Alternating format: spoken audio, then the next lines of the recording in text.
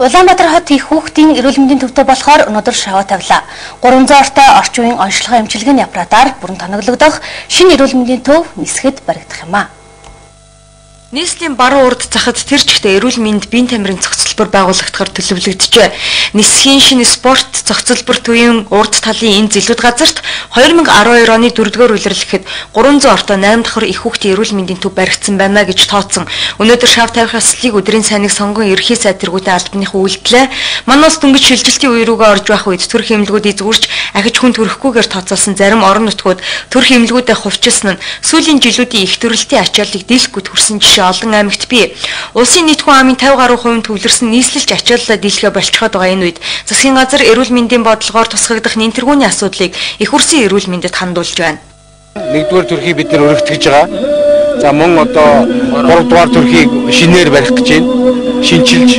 За дээр нь энэ их нийслэлийн эрүүл мэндийн төвийг нийслэлд анх удаа 20 жилийн туршид анх удаа нийслэлд ийм том эмнэлэг барих гэж байна. Төсөв эдийн засгийн боломж чадварын хэрээр төсвийн зүгээс зөвлөмжийн зүгээс иргэдийнхээ эрүүл мэндэд хэд дотроо их нэлэхэд зөвлөсөн энэ бодлого засгийн газрын бодлогыг биелүүлэх чиглэл болно гэдгийг л одоо хэлж байгаа. Их хүүхдийн эрүүл мэндийн төв хэмээн стратеги нь тодорхойлогдсон одоо баригдах энэ эмнэлэг нь 100 орын ихэд бас нэг 100 орын хүүхдэд үлдсэн 100-ын төрх эхчүүдэд зориулахаар зохион байгуулалт хийжээ. Эмнэлэгт тавигдах багаж тоногдох хөрөмж нь барилга шиг цоошинд сүүлийн үеийнх байхад анхаарах гин.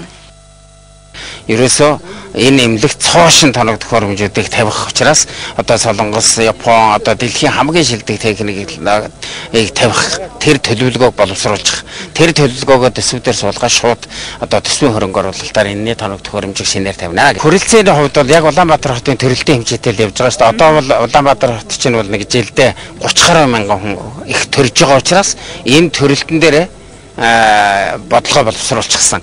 За энэ төв бол 1, 2, 3 дугаар амарч газар дээр төрөх боломжгүй ээж нь авсарсан өвчтэй юм уу ямар нэг байдлаар их хүүхэд нэлээд хүндрэлтэй төрөх тийм их чиглэл шилжиж төрдөг болно гэсэн үг шүү дээ.